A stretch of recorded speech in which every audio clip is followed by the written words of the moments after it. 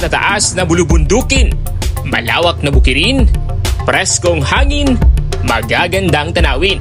Mga kalokal, for today's video, samahan niyo ako sa isang road trip kasama ang Lopicino family sa isa sa pinakadidayong lugar dito sa Misamis Oriental at bantog sa kanilang mga mais at mga coffee beans. Hello mga kalokal! Nandito tayo sa Claveria, Misamis Oriental. Ang bayang ito ay isa rin sa pinakadinadayong lugar ng mga motorista at motovloggers dahil sa malamig na temperatura at taglay nitong ganda. Una naming hinto ay ang pinakasikat at di ordinaryong puno. Kaya kung dito kayo ay maparich, huwag kalimutang magpa-picture sa punong mukhang ostrich. Ito ay nagsisilbing landmark na rin sa mga taong dumaraan dito dahil hindi nila magagawang dito ay hindi uminto. Una pa lang yan mga kalokal, kaya't samahan niyo pa kami at magpatuloy sa aming susunod na pupuntahan. Saan na tayo ngayon, Steph? Hello mga kalokal, natakaroon sa Claveria. Kulang yun, Steph. Nandito tayo sa Claveria View Deck. Sa pangalawa naming hinto, isa rin ito sa pinakadinadayo.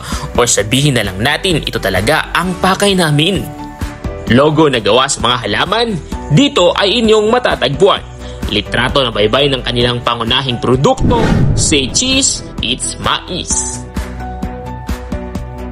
Bukod sa napakagandang view at pagguha ng mga litrato, hindi lang yan ang pwede nyong gawin dito. Dahil dito rin matatagpuan ang Claveria Auto Pub, kung saan nakahilera at mabibili dito ang kanilang mga pangunahing produkto. Kung hindi nyo pa talaga klaro ang magagandang view, dito ay meron silang teleskopyo. Hanggang dito na lang muna tayo dito dahil pupunta na tayo sa ating ikatlong pupuntahan. Kaya wag muna kayong maidlip dahil patuloy pa ang aming road trip dahil nandito na kami sa aming pangatlong destinasyon, Hiraya Farm Subdivision. Sa labas ng farm na ito, coffee shops at restaurants ang inyong mahahagilap. Kaya sa mga traveler na foods at coffee lover, ito ang magandang stopover. Dahil saglit lang kami dito mga kalokal at nagmamadali, silipin muna natin ang kanilang mga exciting activity. At sa pag-alis namin ay hindi talaga mawawala ang drone selfie. Hanggang dito na lang ulit tayo dito. Balik tayo ulit sa daanan dahil isang magandang lugar na naman ang aming nadaanan at nadatnan. Welcome to the Pit Balaan. Wala pa tayo sa langit mga kalokal. Nasa gilid lang tayo ng kalsada ng Mat-I Claveria, Misamis Oriental. Sobrang namangha talaga ako dito mga kalokal. Hindi ko inaasahan na meron palang ganito dito. Meron itong 20 life-size saints at sa gitna nito ay si Señor Santo Niño.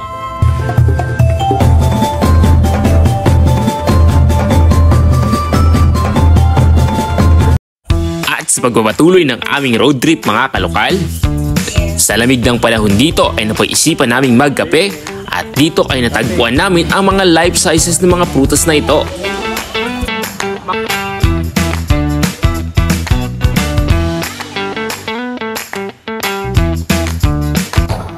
Welcome to Sunog City!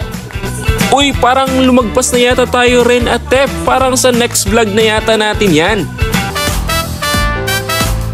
Kaya hanggang sa muli, ako si Ruru ang inyong kalokal. At samahan niyo ako uli sa aking mga biyaheng lokal sa pagbandera nito para sa pagtulong sa pag-unlad ng turismo. Nag-iiwan ng mga katagang, suporta lokal, sharing local stories.